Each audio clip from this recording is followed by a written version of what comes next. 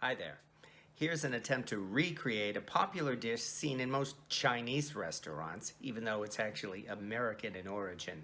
That would be General Tso's chicken, which is stir-fried, then boiled in a tasty sauce with some hot spices and a bit of orange.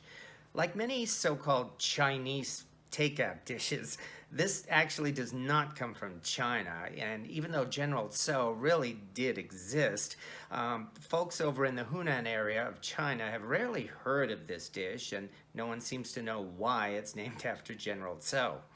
But of course, it's very tasty. It's a change from the usual chicken stir fry, and it wasn't hard to make at all, especially when using a cast iron wok. A good stir fry requires a lot of preparation in advance.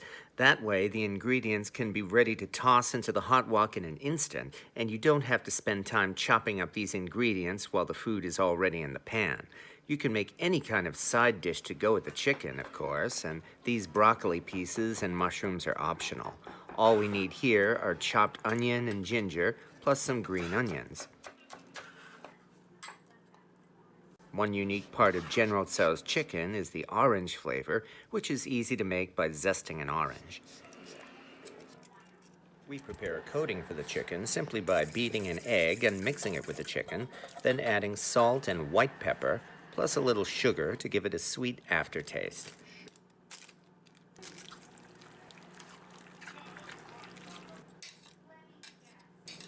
We then mix in cornstarch, a little at a time, and stirring it all together until the chicken is well coated.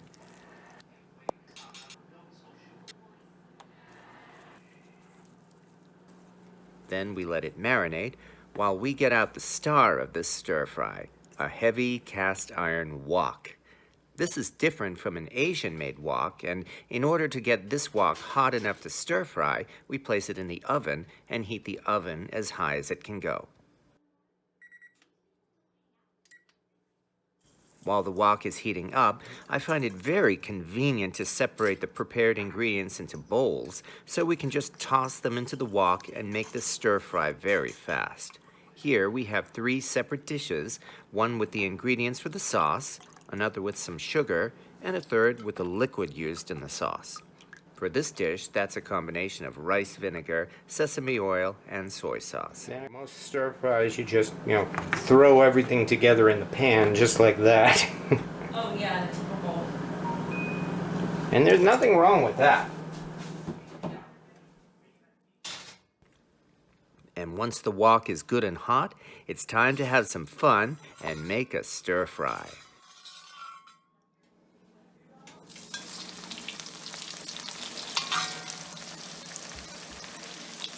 For this dish, I tried using a recipe that said to fry the chicken twice to give it a good coating.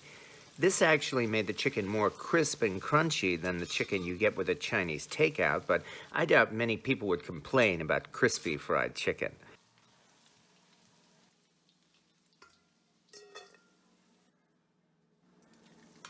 We fry the chicken in batches, a little at a time, because if we crowd the pan, it's harder to keep the chicken hot and it takes much longer to cook.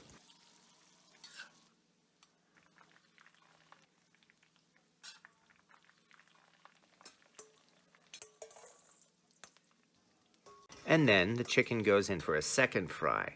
Of course, you can skip this step if you don't want crispy fried chicken.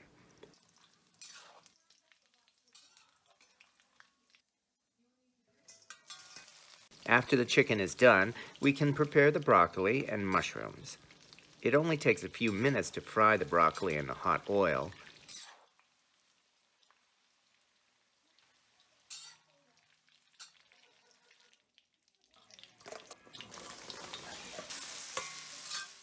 And the mushrooms cook even faster.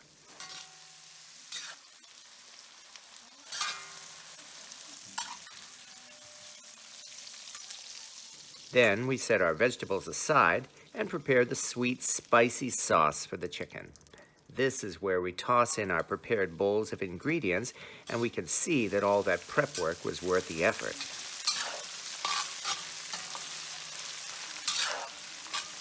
We mix in the sugar with the spices to give it a sweet and savory taste.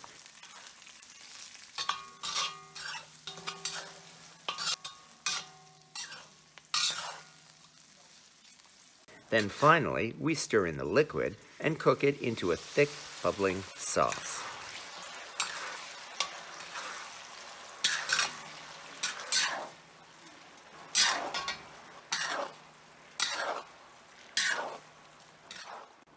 Add a little more cornstarch to thicken it up.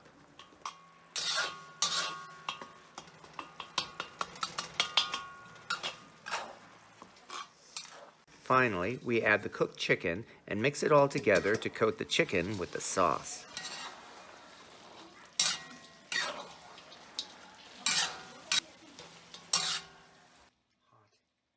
Of course, it's necessary to sample the chicken and make sure it's just right.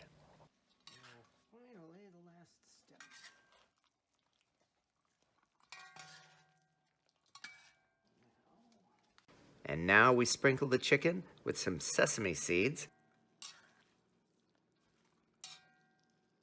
And General Tso's chicken is ready to serve. And the sauce wasn't bad at all. I'd have to say the taste was close enough that maybe even General Tso himself might approve of it. Which brings me to a question I've always wondered. Why did General Tso become a general, but Colonel Sanders was only a colonel? I'll admit the chicken was a little more crisp and crunchy than the General Tso's chicken you get at a Chinese buffet, but I'm certainly not complaining about that. It had the slightly hot and savory sweet taste you get from this dish, and for a cost less than your typical Chinese takeout, we have a big dish of stir-fried chicken that might even receive approval from General Tso himself. That is, if he'd ever heard of this dish. So here's a shout out to American urban legends, along with Mongolian beef and broccoli that doesn't come from Mongolia, and Chinese fortune cookies that actually come from the United States. But the important part of this dish, of course, is that it's very tasty and delicious, and it's a lot of fun to make. So I hope you've enjoyed this, and go ahead and try it yourself. Thank you for watching.